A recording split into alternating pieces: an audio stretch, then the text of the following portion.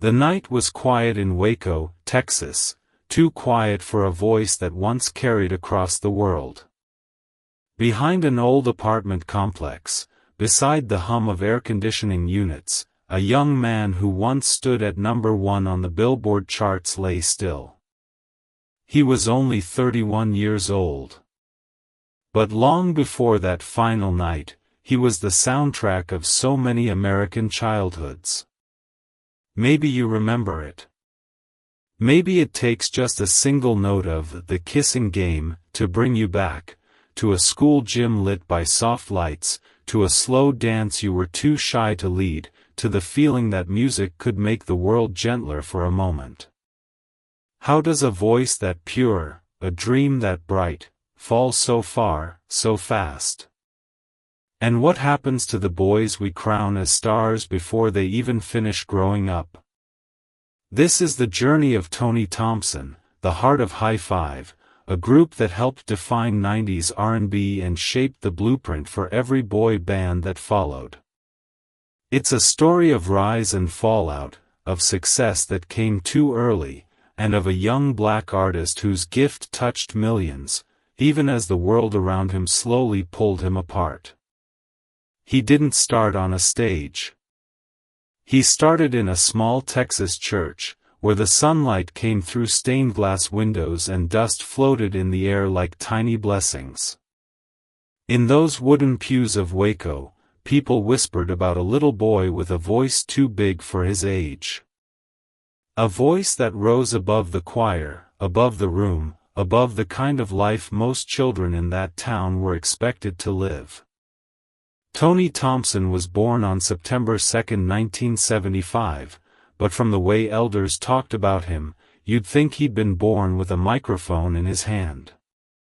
He sang with the youth choir the way some kids breathe, effortlessly, naturally, as if his body had been built for melody. And when he opened his mouth, the room would shift. Adults paused mid-conversation. Children stopped fidgeting. Even the choir director would glance over her shoulder and smile like she already knew she was witnessing the beginning of something rare. Yet talent in a small town can be both a blessing and a cage. Waco wasn't a place where dreams of stardom felt realistic, but Tony carried his dream the way he carried every note, with conviction. He began to tell his family that he didn't just want to sing, he wanted to be a singer. A real one. A professional. Someone whose voice reached farther than the church walls. So he sang anywhere he could, talent shows, community festivals, small-town gatherings where folding chairs clicked open and people brought homemade food. Every time he stepped onto those modest stages, he won. Not because the judges felt sorry for a child competing against grown men, but because Tony already had the thing adults spent years trying to develop, identity. His voice didn't sound like anyone else's. It wasn't borrowed or imitated. It was his. And that's what caught the attention of a group of older boys from Waco called Adore. They were chasing their own dream, rehearsing in garages and back rooms, hoping their harmonies would carry them somewhere bigger. When they got signed to Jive Records, the first R&B act from Waco to ever do it, the whole town buzzed. But one member, William Walton, kept thinking about the little kid who won every talent show. He remembered Tony's voice. He remembered the promise he'd made. When we get in the door, I'm bringing you with me. And true to his word, once Adore secured their footing, William reached back. He connected Tony with two New York-based managers who were searching for fresh talent, Vinnie Bell and Robert Ford. These weren't small-town dreamers. These were industry men, men who had seen enough potential stars to know how rare the real ones were. They were looking to build something reminiscent of the Jackson 5 or New Edition, young, charismatic, powerful in harmony, undeniable in presence. When they heard Tony sing for the first time, they didn't just hear talent. They heard possibility. They heard a future. They asked him a simple question. Do you know anyone else who can sing like you? Tony did. He brought in two friends, Toriano Easley, a teenager from Oklahoma with a voice as bold as his personality, and Russell Neal, calm, steady, reliable. Together, the three boys called themselves the Playmates, and though the name felt fun and innocent, the ambition behind it wasn't. They recorded their first demo with dreams that stretched far beyond Waco.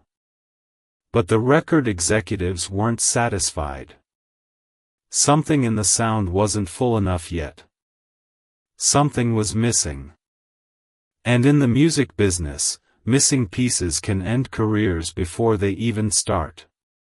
So Tony, Toriano, and Russell weren't discouraged when Bell and Ford suggested adding new members.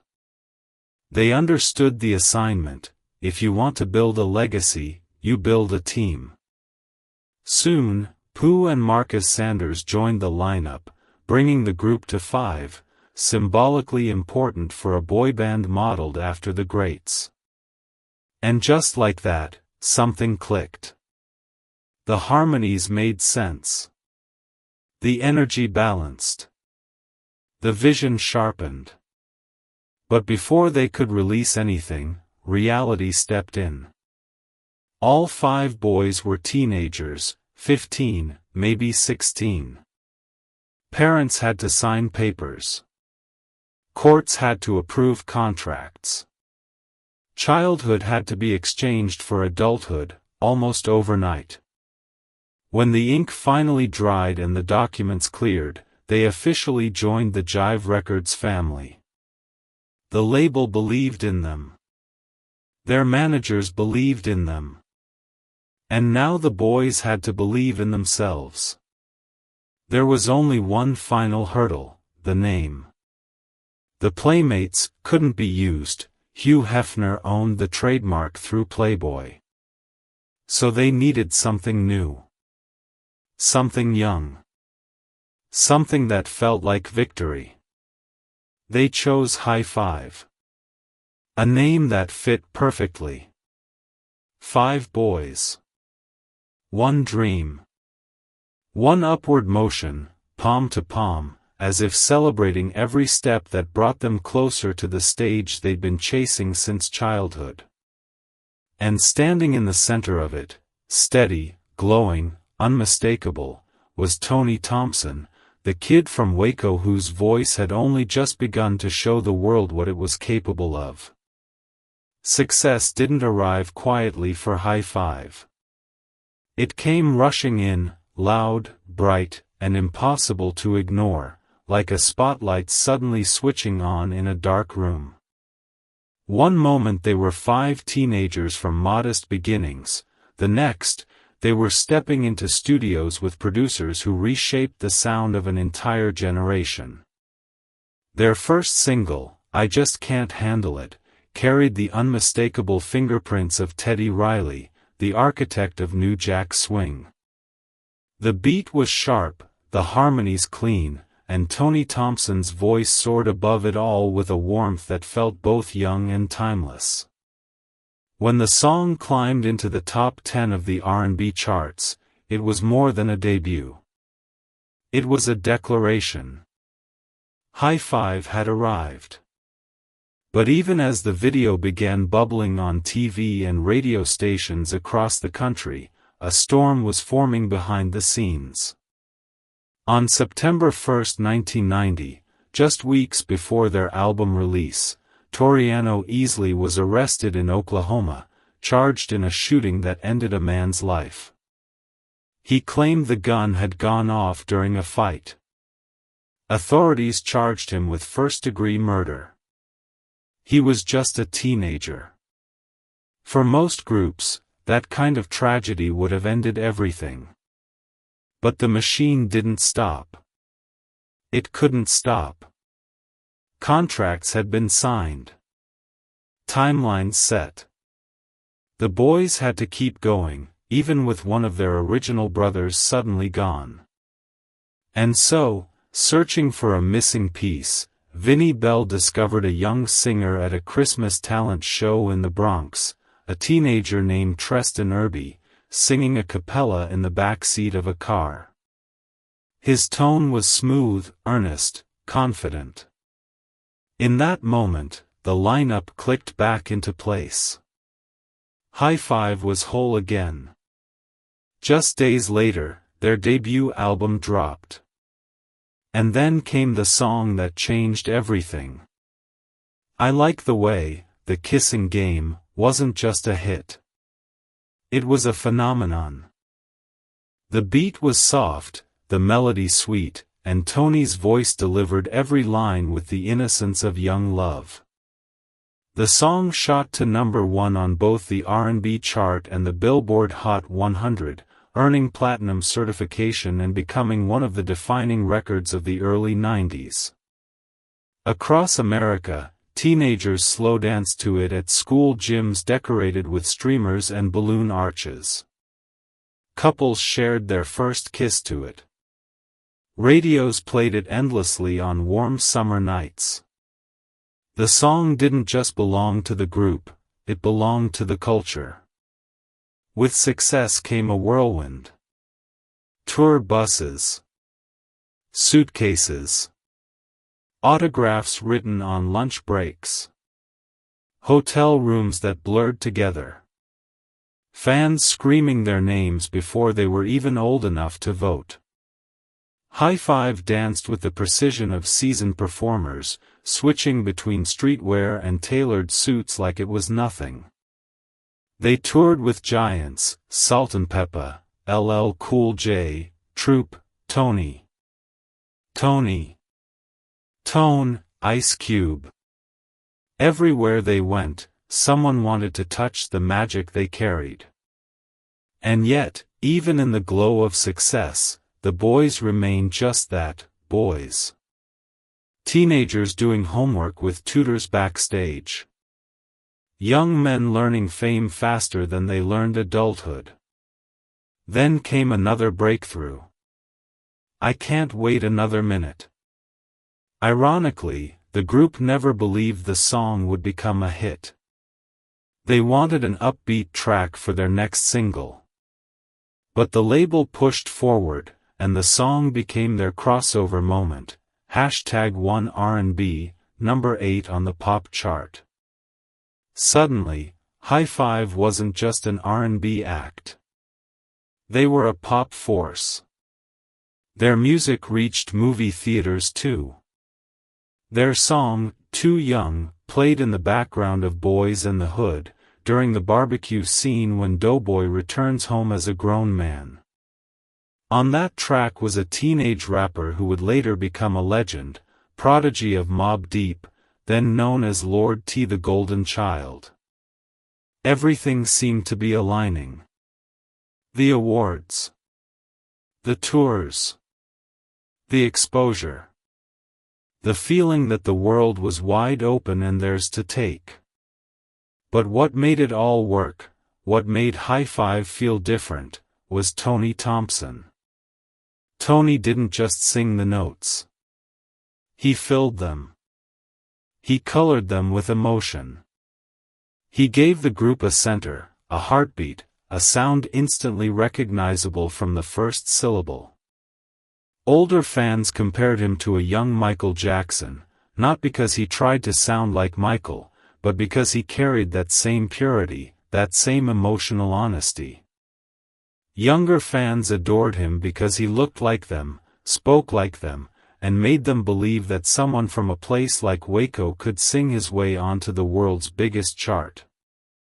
By the time their debut album went platinum, High Five had become more than just a boy band. They were symbols of a moment in black music, a moment where harmony groups reigned, where R&B ruled radio, where young artists shaped the dreams of millions.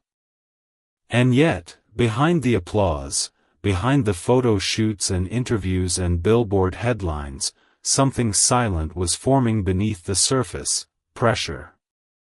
Expectations. Business decisions made by teenagers who barely understood contracts. The kind of weight that fame places gently on your shoulders at first, before it begins to crush you. But for now, in this chapter of their story, the light was still bright. The future still felt safe. And Tony Thompson, the voice that lifted them all, was still rising, still glowing, still singing as if nothing could dim him. Success can make a young man feel invincible. But for High Five, the first cracks didn't come from the outside world. They came from within, quietly at first, then loudly enough to shake everything they had built. As the applause of their debut era faded into the pressure of sustaining success, the boys began questioning the very foundation of their career. They were famous, yes. They were chart-topping stars. But when they looked at their bank accounts, the numbers didn't match the headlines. So they did something bold, something only teenagers who didn't yet understand the machinery around them would dare to do. They fired their managers. Vinnie Bell and Robert Ford, the men who discovered them, shaped them, protected them, were suddenly gone. Treston Irby didn't want the split, but he was outvoted. In their place, the group elevated the road manager, Jonathan Kinloch, to lead them. They believed they were claiming their independence. They thought they were taking control. But independence is heavy, especially when you're too young to know what it really costs. Soon after, the group marched into the offices of Jive Records demanding answers. How are we the hottest group out, and still not making money? The label replied the way labels always do. You haven't recouped yet. To the boys, it sounded impossible. To the older executives, it was business as usual. Credit card expenses. Hotel rooms. Wardrobe. Food. Travel. Every luxury they thought was part of being a star had been added to a bill they didn't know they were paying. And as the truth sank in, one member refused to stay quiet. Russell Neal stood up for the group. He demanded transparency. He demanded that the label explain every dollar. And he insisted that they shouldn't perform again until someone taught them how the business worked. But Russell was alone. The others were afraid of losing momentum, or losing deals, or losing the dream entirely. And so, Russell walked away. First quietly. Then permanently. The group carried on without him, releasing their second album, Keep It Goin' On, in 1992. Despite the internal turmoil, the music still soared. She's Playing Hard to Get shot to #1 on the Billboard Hot 100. The fans never knew anything was wrong. But destiny had its own timetable. During a promotional run in Florida, the group traveled down I-95 in a van that should have been just another forgettable ride between radio interviews. Instead, it became a turning point so devastating that even the survivors were changed forever. Another driver slammed into them from behind. The van spun, flipped, crashed. One by one, the members crawled out, shaken, bruised, scared, but alive. Then they turned to help their brother. Pooh tried to stand, but his legs wouldn't move. He whispered, "I can't feel my legs." He never walked again. He had always been the bright one, the energetic one, the boy who made rehearsals feel like hanging out with friends. Now he was paralyzed from the chest down. The weight of that loss settled on all of them like fog. The innocence of their teenage stardom evaporated in a single moment. To numb the grief, some members drifted toward drinking and drugs. It wasn't rebellion. It was escape. And yet, even from his wheelchair, Pooh remained part of the family. He asked Russell Neal to return to the group, not for fame, not for money, but for him. And Russell came back. Hope flickered again when High Five began working with a young R. Kelly, who was still performing with public announcement. He wrote and produced Quality Time, a warm, melodic single that climbed the charts and reminded the world of what the group could be. On the same album, a young Faith Evans made her debut singing background vocals. But success no longer carried the same sweetness. Behind the harmonies, shadows were growing. Their third album, Faithful, 1993, included strong songs like Unconditional Love, from Menace to Society, and Never Should Have Let You Go, from Sister Act 2. But Jive Records barely promoted it. The label knew the group intended to leave once their contract ended, and without the label's push, the album drifted quietly across the charts. Still, Jive wanted to keep Tony. They offered to renegotiate. They offered him a solo career. They wanted the magic of that voice to stay in the family. But the group believed they could find a better deal elsewhere. So they walked away, from the label that launched them, the system that broke them, and the safety net that might have held them together. Giant Records signed both High Five and Tony as a solo act. Each member received a signing bonus. But even this moment of hope carried tension. Some inside the group wanted Russell fined for leaving earlier, cutting his payout in half. Russell refused, then left the group for good. Tony, now just 19, recorded his solo album Sexational with some of the greatest producers of the era. Babyface, Teddy Riley, Puff Daddy, Devante Swing, Missy Elliott, Joe, Usher, Faith. The album should have been his rebirth. Instead, it became the beginning of the end. Sexational flopped on the charts. Giant Records panicked.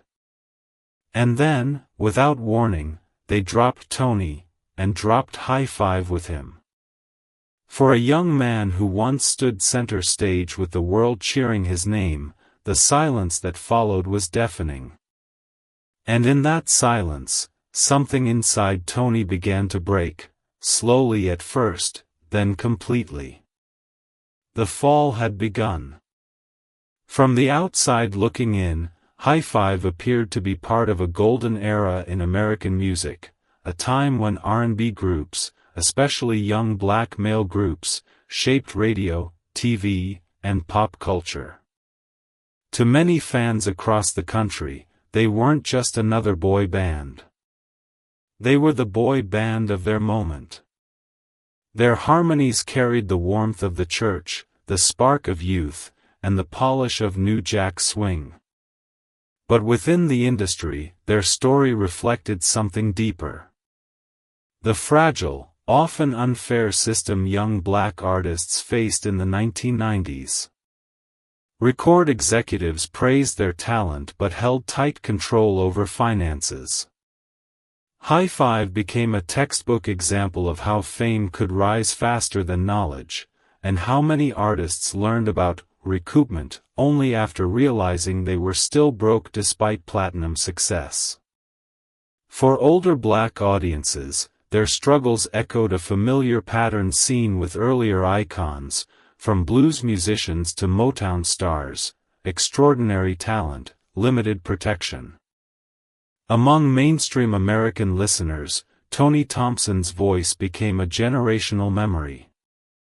The Kissing Game played at school dances from New York to Atlanta to Los Angeles. Even now, when that first chord hits, people smile, not because of nostalgia alone, but because the song genuinely shaped an era. Younger generations discover hi-fi through movie soundtracks, throwback playlists, and TikTok clips, proving their sound still resonates across decades. Yet when Tony's life spiraled, and eventually ended, the reaction from the public revealed another reality of American entertainment. The audience celebrates talent, but rarely sees the pain behind it. News outlets briefly covered his death, focusing on the unusual circumstances, huffing Freon, methadone in his system, but the deeper issues of addiction, mental health, and the pressures of early fame went largely unexplored. In America, especially in the Black community, discussions about trauma and substance abuse often hide behind closed doors. Still, among R&B fans, DJs, and artists who grew up listening to him, Tony's legacy remains sacred.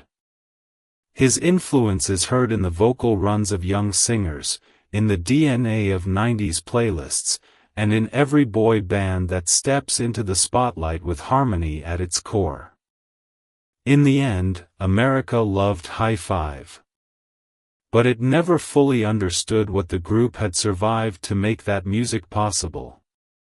In the end, the story circles back to Waco, the same Texas town where Tony Thompson first lifted his voice in a church choir, long before the world knew his name. And it was in Waco, years later, that his journey came to a quiet, heartbreaking close. 31 years old. A life that had burned so brightly, extinguished too soon beside a row of air-conditioning units humming through the night. But Tony Thompson's legacy never lived in the place where he died. It lives in the places where he made people feel alive. It lives in the opening chords of The Kissing Game, a song that could freeze time and pull listeners back into the softness of their youth.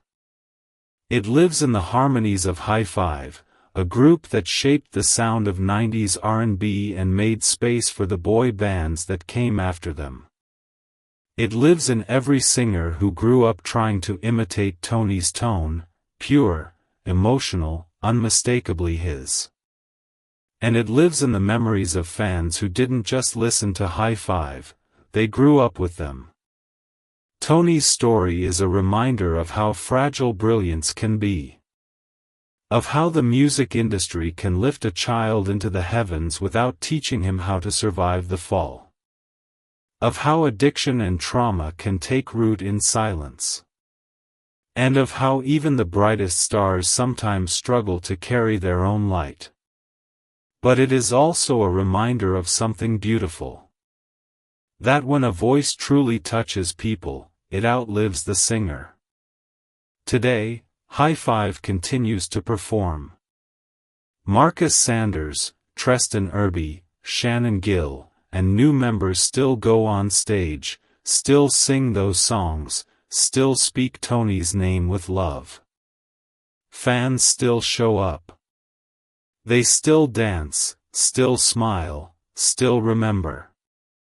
In that way, Tony never left the stage at all. So maybe the real story isn't about how he died. Maybe it's about how deeply he lived, through music that continues to echo across generations. Before we close, let me ask you. What's the first memory that comes back when you hear The Kissing Game? And if Tony Thompson's journey moved you, inspired you, or made you reflect on your own story, stay with us. There are more voices, more histories, more truths waiting to be told. Until next time, keep his story, and his songs, alive.